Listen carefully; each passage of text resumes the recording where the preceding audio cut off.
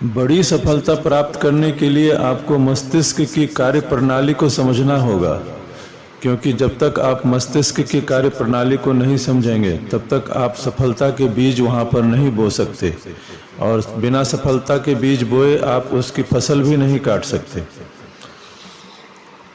आपका मस्तिष्क किसी बड़े कंप्यूटर नेटवर्क के सीपीयू के तरह है, और इसमें कई ऑपरेटिंग सिस्टम हैं और कई प्रोग्राम हैं, और अंदर आने वाला हर डाटा बाकी डाटा को प्रभावित करता है। अंदर आने वाली सारी जानकारी तत्काल डाटा को प्रभावित करने की स्थिति में होती है, और जिसे प्रोसेसिंग करने वाला व्यक्ति अलग निष्कर्ष पर पहुंच सकता है। नई जानकारी चाहे सही हो या गलत, हर क्षेत्र में कार्यों को तत्काल बदल सकती है। इस बात को अच्छी तरह समझ लें। आपका अवचेतन मस्तिष्क भी है जो किसी भी लक्ष्य को हासिल करने के लिए आपको अपने अवचेतन मन में उसके बीज बोने होंगे। आपका प्रमुख काम इस यूनिट की प्रोग्रामिंग दोबारा से करना है। यह प्रोग्रामिंग इस तरह से करें कि आप जो सोचें, महसूस करें और जो यकीन करें, ठीक उसी चीज का मेंटल इक्विवेलेंट बन जाए जिसका आप अनुभव या आनंद लेना चाहते हो। आपके अवचेतन तक पहुंचने के पोर्ट भी भीतर भी होते हैं और बाहर भी होते हैं। आमतौर पर आप अपने विचारों, मानसिक तस्वीरों, कल्पना और भावनाओं से पूरी तरह प्रभावित होते हैं। बाहरी तौर पर आप अपने परिवेश के हर चीज से प्रभावित होते हैं जो आपके चेतन मस्तिष्क में दर्ज है, और आप हर उस चीज से भी प्रभावित होते हैं जो आप करते, कहते, सुनते, देखते और पढ़ते हैं, और खासकर उन लोगों से जिनके साथ आप ज़्यादा उठते बैठते और बातचीत करते हैं, आप ज़्यादा प्रभावित होते हैं। और इनमें से कोई भी प्रभाव किसी एक या अन्य प्रभावों को प्रेरित कर सकता है, और इन सभी के तालमेल के कारण ही आप अपने वर्तमान स्वरूप में हैं।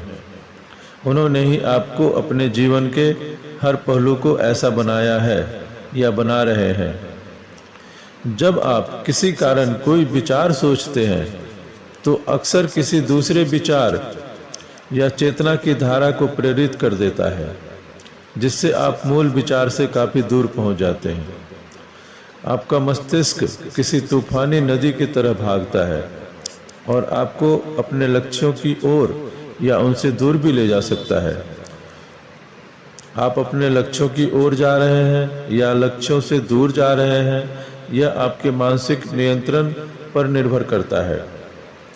आपके विचार आपके अनुरूप तस्वीरों को प्रेरित करते हैं, और ये तस्वीरें एक से दूसरे विचार की ओर ले जा सकती हैं और उस विचार से दूर भी जा सकती हैं जिसने सबसे पहले उन्हें प्रेरित किया था, या आपको मूल विचार की ओर लौटा भी सकती हैं।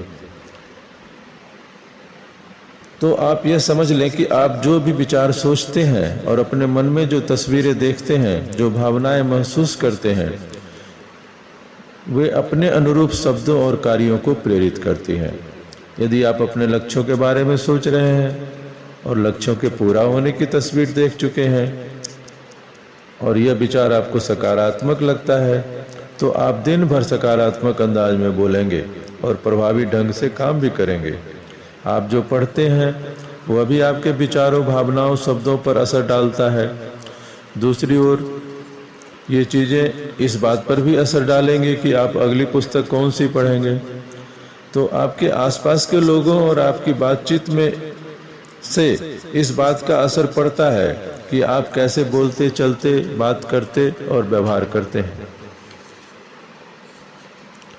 आप जो भी वीडियो देखते हैं, जो भी टीवी पर शो देखते हैं, जिस भी सेमिनार में जाते हैं, आप जो काम करते हैं, वे सभी आपके भावी स्वरूप पर प्रभाव डालेंगे, और ये प्रभाव बाकी प्रभावों और संग्रहित जानकारी पर असर डालेंगे। उसे कई गुना बढ़ा भी सकते हैं, कम भी कर सकते हैं और बदल भी सकते हैं। और इन सभी तत्वों के अतिरिक्त आपके अतीत के अच्छे बुरे अनुभव जो आपने अपने भूतकाल में, बीते हुए समय में जो आपने अच्छे बुरे अनुभव पाए हैं, और आसपास की हर चीज के प्रति आपके नजरिया, आपके अनुभूतियों में को प्रभावित करते हैं। अगर आपको यह थोड़ा, आपको अपने मस्तिष्क को समझना होगा कि यह मस्तिष्क जो है एक संगीतकार के कमरे जैसा है जिसमें कई वाद्य यंत्र हैं, और आपको इन सभी को मिलाकर एक संतुलित धुन निकालनी है, एक ऐसी धुन जिससे आप बड़ी सफलता प्राप्त कर सकें, बेहतर प्रदर्शन कर सकें। और यह आपके लिए एक जीवन की बड़ी चुनौती है। आपका मुख्य काम अपने जीवन और भविष्य का नियंत्रण अपने हाथ में लेना है, अपने ऑर्केस्ट्रा का चीफ बनना है, मुख्य संगीतकार बनना है, और आपको अपने जीवन के भीतरी और बाहरी पहलुओं का नियंत्रण अपने हाथ में लेना है। आपको इन सभी से अपनी चुनी हुई केंद्रीय विषय वस्तु के चारों ओर तालमेल में वाद्य यंत्र को बजाना है, और आपका काम अपने जीवन के साथ सुंदर संगीत बजाना है और अपने जीवन को महान सफलता में बदलना है। तो इस प्रकार आप अपने मस्तिष्क को नियंत्रित कर सकते हैं।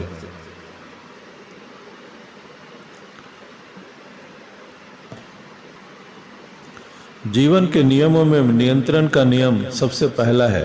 नियंत्रण का नियम कहता है कि आप जिस हद तक अपने जीवन में नियंत्रण महसूस करते हैं उसी हद तक अपने बारे में सकारात्मक महसूस करते हैं, और दूसरी तरफ आप जितना ज़्यादा यह महसूस करेंगे कि आप नियंत्रण में नहीं हैं या कोई बाहरी शक्ति आपको नियंत्रित कर रहा है, तो आप अपने बारे में नकारात्मक महसूस करेंगे।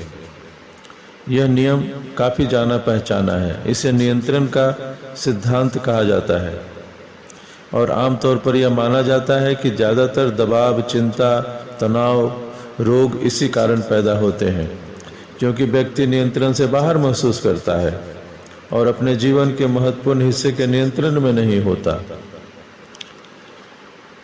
आपका जीवन दूसरे लोगों के विचार, आपकी बीमारी, बुरे संबंधों, दूसरे के व्यवहार से नियंत्रित हो रहा है, तो आप तनाव के शिकार रहेंगे, और यह तनाव चिढ़, गुस्से या द्वेष में प्रकट होगा। अगर इसे दूर नहीं किया जाए तो ये आगे बढ़कर डिप्रेशन का रूप ले सकता है। तो यह आपके ऊपर है। आप अगर खुश हैं, सकारात्मक हैं, आत्मविश्वासी हैं, तो इसका मतलब है कि आपका जीवन आपके नियंत्रण में है, और दूसरी तरफ आप असहाय हैं, फंसे हैं और काफ़ी हद तक जिंदगी के शिकार हैं, और तो इसका मतलब है कि आप दूसरे के नियंत्रण में हैं।